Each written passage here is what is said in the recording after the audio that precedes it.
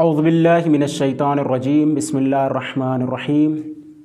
ناظرین کرام السلام علیکم ورحمۃ اللہ وبرکاتہ۔ ناظرین کرام، میں آپ کا میزبان حسن امام، آپ دیکھ رہے ہیں چینل التقیان۔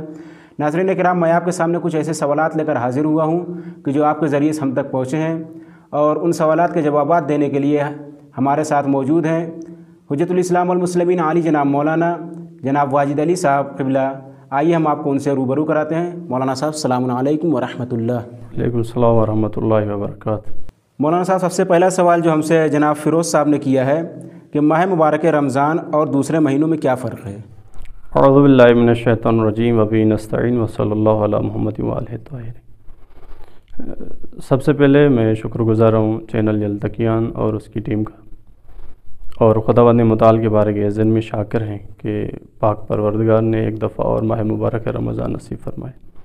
دیکھیں، ماہ مبارک رمضان دوسروں مہینوں سے ہمارے پاس کافی روایات ہیں جو بہت سارا فرق رکھتا ہے۔ کہ سب سے پہلے جو ماہ مبارک ایک ضیافت الہی کا مہینہ ہے، جس میں پاک پروردگار اپنے بندوں کو اپنی ضیافت کے دسترخوان پہ بلاتا ہے۔ تو اس میں کوئی فرق نہیں ہے، چاہے گناہ گار ہو، متقی ہو، کوئی بھی ہو، یعنی خدا نے کوئی فرق نہیں رکھا۔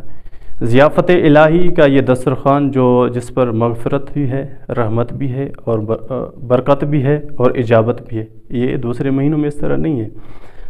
اور دوسرا یہ جو فرق ہے کہ ماہ مبارک رمضان وہ مہینہ ہے کہ جس کا خداوند متعال نے نام سے قرآن مجید میں ذکر کیا ہے۔ اگرچہ کلی طور پر اور بھی مہینے ذکر ہوئے ہیں، مگر ماہ مبارک رمضان نام سے ذکر ہوا ہے۔ انزل فیہ القرآن ھدی للناس وبینات من الہدی، کہ یہ ماہ مبارک رمضان وہ مہینہ ہے جس میں قرآن کو نازل کیا گیا۔ اور اس کی انبیاء اولیاء نے بھی کافی فضیلت بیان کی ہے، جس طرح اہل بیت علیہم الصلوۃ والسلام کی ایک روایت ہے کہ ماہ مبارک رمضان کی فضیلت دوسروں مہینوں کو بھی نسبت اس طرح ہے جس طرح رسول اللہ کی فضیلت دوسرے انبیاء پر، جس طرح جناب رسول خدا صلی اللہ علیہ وآلہ وسلم دوسرے رسولوں پر، دوسرے انبیاء پر سید المرسلین ہیں، تو اسی طرح ماہ مبارک رمضان سید الشہور ہے۔ ایک اور روایت یعنی قرۃ الشہور ہے، یعنی تمام سال کے مہینوں کی پیشانی ہے۔ تو یہ کافی روایت ہیں ہمارے پاس جو ماہ مبارک رمضان کی فضیلت کو بیان کرتی ہیں۔ مہمانی خدا ہے، نزول ماہ مبارک رمضان میں نزول قرآن ہوتا ہے، اور اس طرح۔ اور ایک اور جو بڑا فرق ہے کہ اس ماہ میں اگر آپ سانس لیتے ہیں تو یہ تسبیح کا ثواب دیتا ہے، اگر آپ سو رہے ہیں عبادت ہے۔ اس طرح دوسرے مہینوں میں نہیں ہے، اگر آپ تسبیح پڑھیں گے تب جا کے ثواب ملے گا، قرآن پڑھیں گے تب جا کے ثواب ملے گا، تو یہ فرق ہے۔ دوسرا سوال جو ہم سے جناب ثقلین صاحب نے کیا ہے کہ اس بابرکت مہینے میں افضل عمل کون سا ہے کہ جس کو انجام دیا جائے؟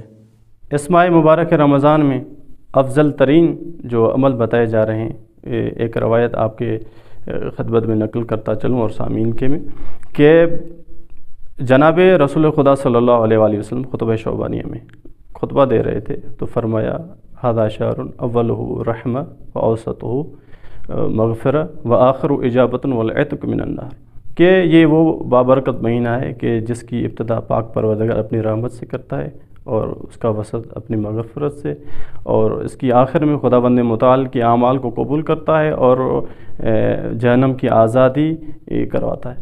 تو یہ اس کے بعد یعنی کافی تفصیل خطبہ تھا، تو مولا امیر المومنین علی بن ابی طالب علیہ الصلوۃ والسلام نے سوال کیا، یا رسول اللہ، آیا اس ماہ میں کوئی ایسا افضل ترین عمل ہے جس کو ہم انجام دیں؟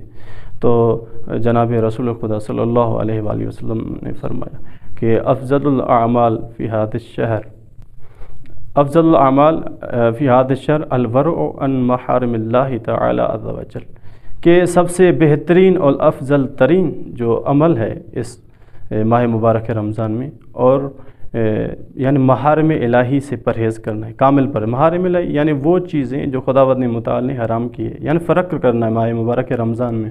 جس طرح آپ دوسرے مہینوں میں لحاظ نہیں کرتے تھے، دوسرے مہینوں میں جن چیزوں کا لحاظ نہیں کرتے تھے، اس ماہ میں یعنی لحاظ کرنا ہے، اگرچہ ان میں بھی وہ چیزیں حرام ہے، ایسا نہیں کہ دوسرے مہینوں میں وہ چیز حلال تھی اس مہینے میں حرام ہو گئی، نہیں، یعنی محارم الہی کا لحاظ کرنا یعنی کامل پرہیز، یہ افضل ترین جو ہے نا عمل ہے۔ اور دوسرا جو افضل ترین عمل ہے اس میں کثرت و تلاوت القرآن، کیوں روایت ہے इमाम रज़ा अलैहिस्सलातु वस्सलाम लिकुल्लि शैइन रबी व रबीउल कुरान शहर रमज़ान, कि हर चीज़ की बहार है मगर कुरान मजीद की जो बहार है वो रमज़ान मुबारक है।